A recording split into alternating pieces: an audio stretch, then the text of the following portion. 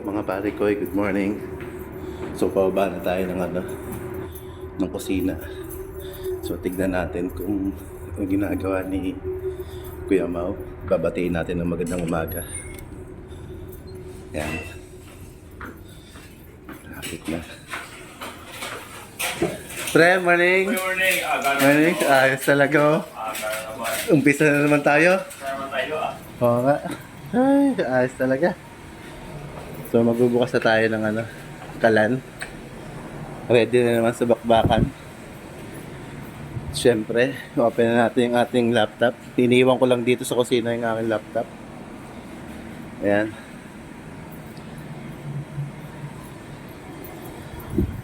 Then, suot na tayo ng ating pangmalakasang shoes. Then, open.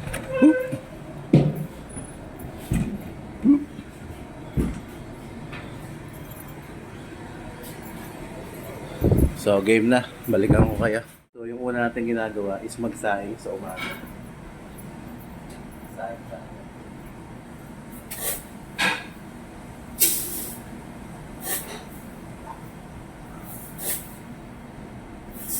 So, magpa-fried rice tayo. So, gagamihan natin fried rice tayo sa tanghali. Ito sugat.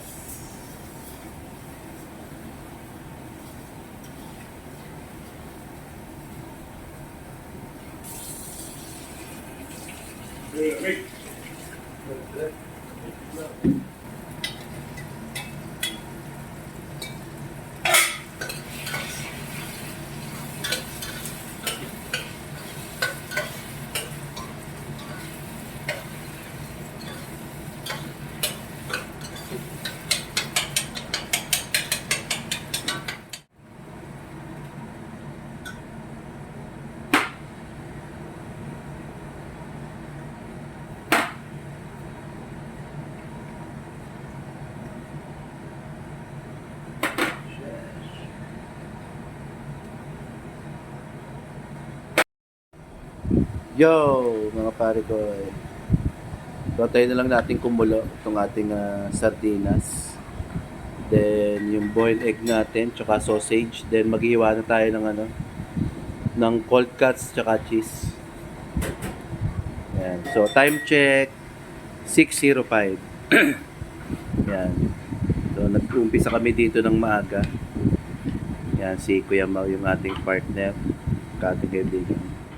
Yo, mga pare ko So, ito, ready na yung ating cold cuts for breakfast. Yan. Meron tayong cottage cheese, paner, yan, gouda, then this one is salo, yan, salami, mortadela, meron din tayong halba, yan, then meron tayong boiled egg, sausage, then sardinas, then ito, sa kabila, ayan, meron din tayo, same.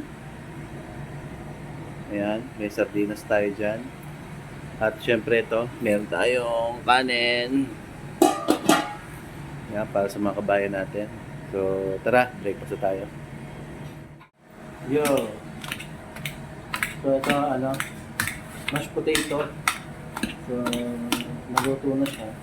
O, nailalato siya i-mash. Kasama to ng spicy calamares para sa lunch natin. Ito lang. Pakulo lang naman ako ng patatas. Then pagkatapos ng pag-mash ko, lagyan natin ng salt, pepper.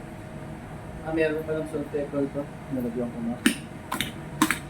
Then nutmeg powder. Then milk. Oo. Hindi na siya parang na siya yung pumupas na pagka na. Ito naman na magalbo pero yung tama lang, nasa gitna lang.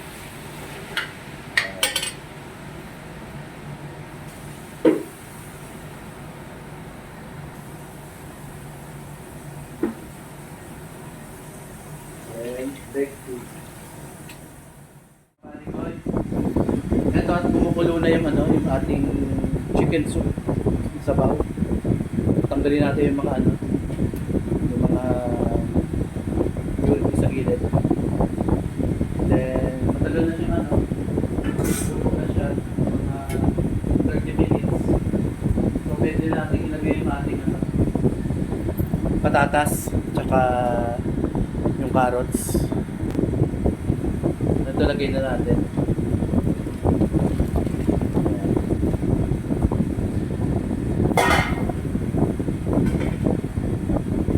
Lagay natin. Ayan. Madali lang naman itong gawin.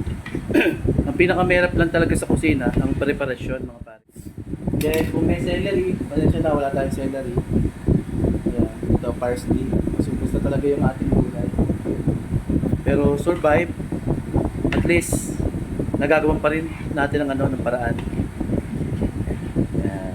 So ito na yung ano yung ating basic na chicken soup. Gusto rin ito ng mga puti. Kasi mahilig ang mga puti sa ano sa sabaw, lalo na sa mga plain.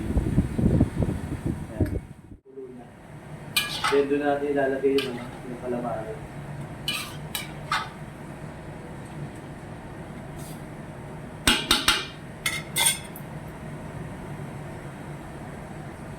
Okay, kumukulo na. So ilalagay na natin yung ano, calamari, pare koy. Yan, yung kalahati. Yan.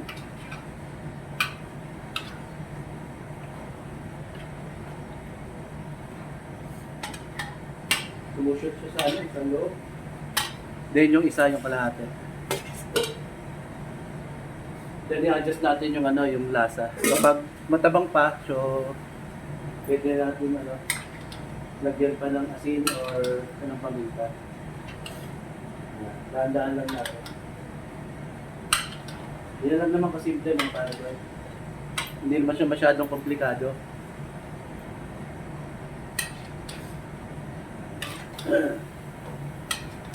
Para meron kayong pandagdag sa menu nyo, kung gusto nyo to, so pwede ano, i-dagdag nyo.